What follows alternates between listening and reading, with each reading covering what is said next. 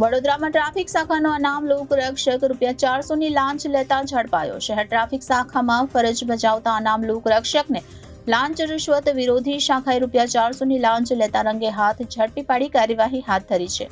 એસીબીએ ડિકોઈ છટકું ગોઠવી લાંચિયા કોન્સ્ટેબલને ઝડપી પાડતા શહેર પોલીસ તંત્રમાં ચકચાર મચી ગઈ હતી.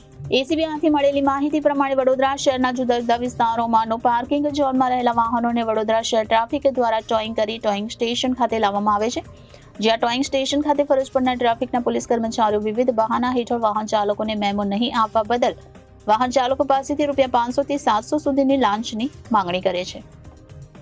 એસીબીએ ચોક્કસ બાતમીના આધારે આજે ડિકોરિયનનો સાથ સહકાર મેળવી ડિકોઈ છટકાનું આયોજન કર્યું હતું. ડિકોઈ લાંચના છટકા દરમિયાન આરોપી ડિકોયરનું વાહન નો પાર્કિંગમાં મૂકેલ હોવાથી પૂર્વ ઝોનના મોતીબાગ ટોઈંગ સ્ટેશન ખાતે લાવ્યા હતા, જ્યાં વાહન ચાલકને મેમો નહીં આપવા બદલ ₹400ની લાંચની માંગણી કરી હતી અને વડોદરા ટ્રાફિક શાખામાં ફરજ બજાવતા આરોપી અનામ લોકરક્ષક વર્ગ 3 અશોક કનુજી મકવાણાએ ₹400ની લાંચ સ્વીકારી હતી અને લાંચ લેતા એસીબીના છટકામાં રંગે હાથ ઝડપાઈ ગયો હતો.